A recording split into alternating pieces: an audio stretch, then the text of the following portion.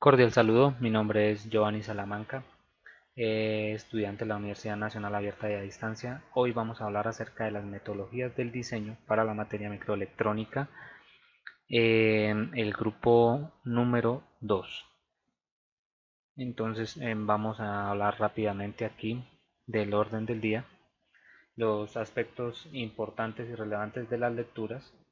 Vamos a hablar un poco sobre el proyecto propuesto acerca del diseño del dispositivo para el carro evasor de obstáculos, algunas conclusiones y algunas referencias. Aspectos importantes y relevantes de la lectura. Vamos a hablar acerca de las metodologías del diseño. Estas metodologías son muy importantes para el desarrollo de un dispositivo, pues se tienen en cuenta varias etapas en las cuales se tienen en cuenta algunas variables como son de tipo físico, eléctrico, mecánico, químico, térmico, que se utilizan finalmente para obtener un dispositivo electrónico. Existen tres procesos muy importantes para el desarrollo de un diseño como tal. Uno de los más importantes es la jerarquización. La jerarquización, la abstracción y la representación. Entonces, la jerarquización es dividir un diseño en subsistemas. Y esto nos da la posibilidad de ir de mayor complejidad a una menor complejidad. La abstracción tiene que ver también con este tema y es hacer una distribución por bloques de menor complejidad a mayor complejidad para poder ir evaluando el diseño.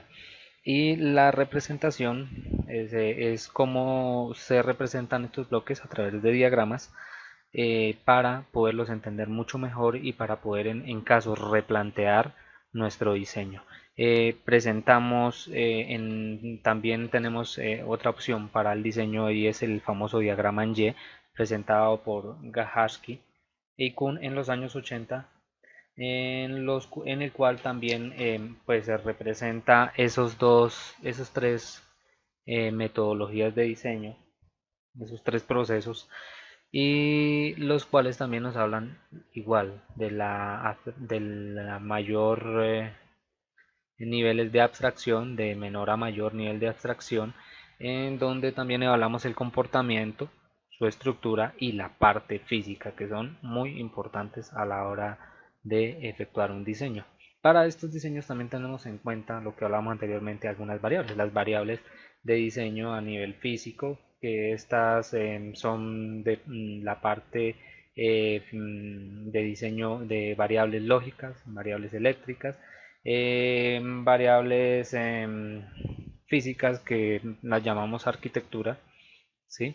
Y lógicas también ya trabajamos aparte el diseño lógico y si se va a trabajar diseño analógico ya lo entendemos como macromodelo, que es partir de un estado digital para obtener un diseño analógico. También en la lectura nos habla acerca del modelamiento y diseño en VHLD, que es un lenguaje de programación dedicado especialmente para labores de diseño de dispositivos para la disposición en varias etapas. Importante tener en cuenta esta estructura para el diseño. Esta es una estructura universal para efectuar diseños y aquí también la tenemos en cuenta. Hablamos acerca de las especificaciones del dispositivo, entonces conocemos cuáles son las especificaciones que debe tener nuestro dispositivo. Se hace una revisión detallada de esas especificaciones, se selecciona la tecnología y las herramientas, iniciamos con el diseño. Después de tener un diseño, hacemos las simulaciones, nuevamente revisamos el diseño a partir de las simulaciones, hacemos una implementación física, una verificación formal y una revisión final. Pero ¿qué pasa? Si esta revisión final no pasa, retornamos aquí a diseño, simulación, diseño, hasta que pase esta nuestra siguiente etapa. Nuevamente hacemos una revisión del diseño, la implementación física también tiene un bucle, el cual nos garantiza que hagamos una integración completa del sistema para hacer un test final y ya tenerlo como producto terminado. Eso es básicamente. Entonces, pues la propuesta de diseño para este semestre es el diseño de un dispositivo para utilizarlo en un carro evasor de obstáculos. Entonces tenemos unos requerimientos de diseño. Esos requerimientos de diseño nos piden que cuando vea un obstáculo A, un obstáculo B, un obstáculo C, tome unas acciones importantes. O sea, estas serían nuestras entradas y nuestras salidas serían las acciones a realizar de acuerdo a estas.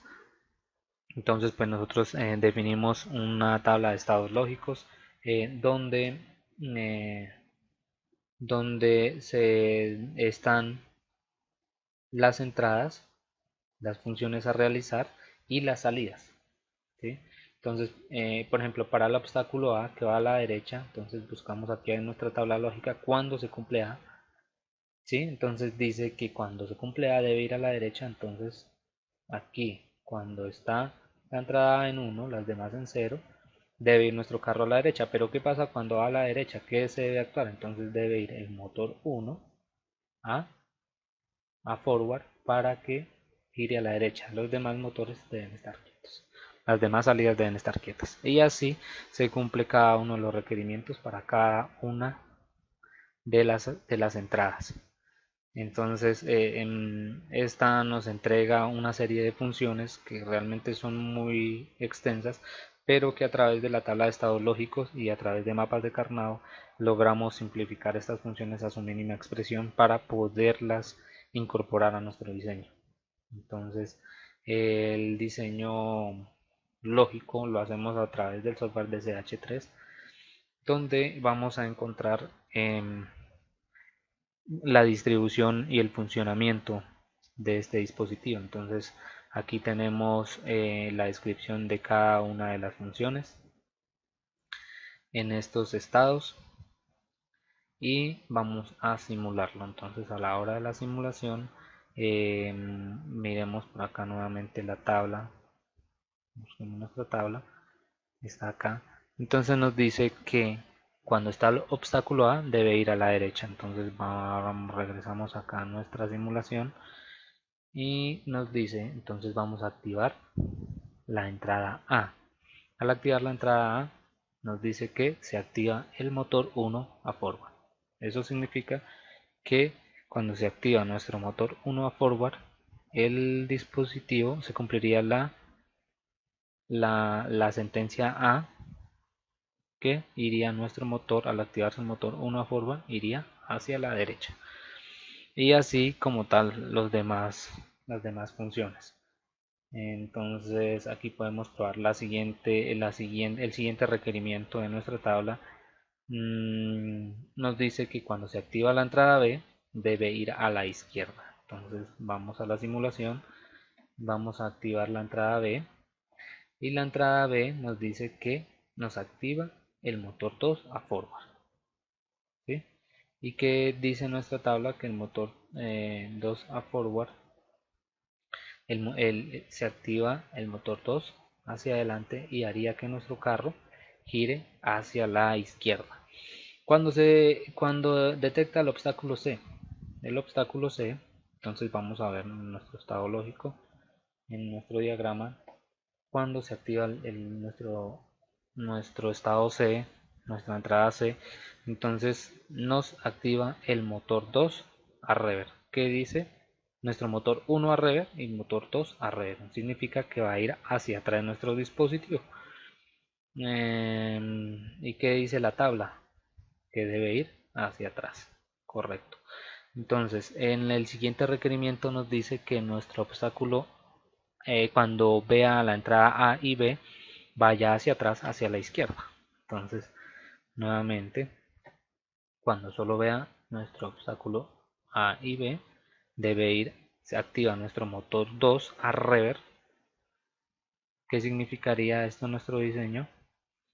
Cuando se me activa nuestro motor 2 a rever, iría hacia atrás y giraría hacia la izquierda. y así sucesivamente. Entonces cumple nuestras etapas de diseño. Luego aquí generamos, después de hacer una verificación del funcionamiento de nuestro dispositivo en la parte lógica, creamos el archivo Verilog para poderlo llevar a MicroWin.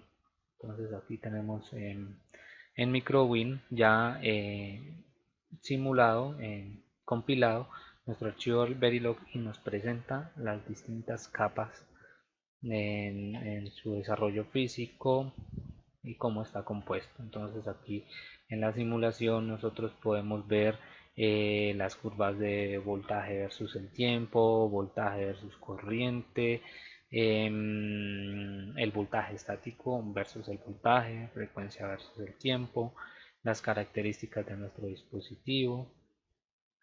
Entonces pues vamos a activar aquí una simulación del voltaje versus el tiempo. Entonces nos presenta una gráfica detallada del comportamiento de cada una de las entradas y cómo se van a dar nuestras salidas, en qué tiempo se está dando, y también nos va calculando la potencia requerida para cada uno de los accionamientos, de cada uno de los estados lógicos de nuestro dispositivo. Entonces también podemos ver, por ejemplo, acá nos obtenemos rangos entre 1.22 voltios a 2.5 voltios, una corriente máxima de consumo de 2.87 miliamperios, y una potencia entre 6.98 microvatios a 15.77 microvatios. Eso nos va dando esa información que nos ayuda como a dar un dataset del dispositivo que hemos diseñado. También podemos ver la escala, podemos ver la escala acá de nuestro dispositivo, ¿no? El tamaño en micras, podemos identificarlo, y también podemos ver la disipación en temperatura, que esto nos lo presenta acá con la paleta de los materiales también que se van a usar. Entonces básicamente aquí nos presenta cómo la distribución es un poco complejo.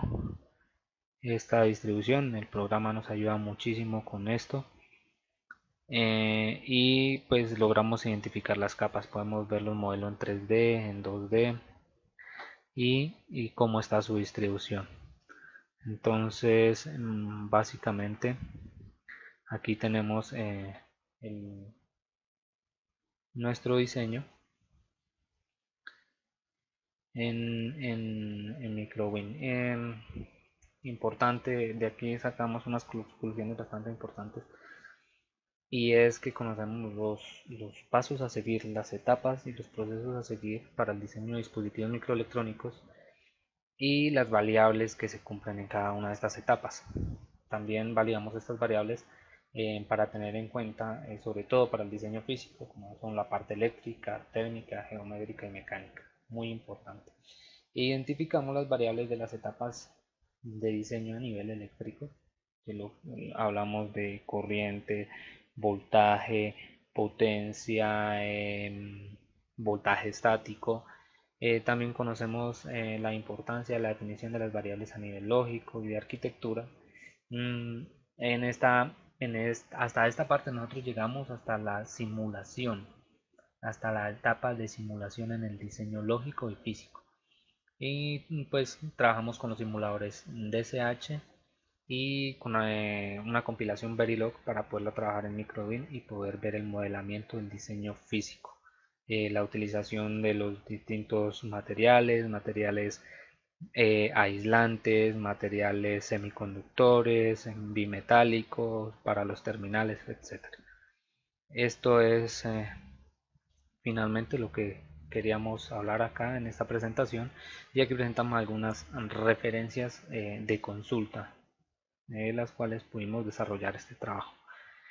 Muchas gracias por su atención y hasta una próxima.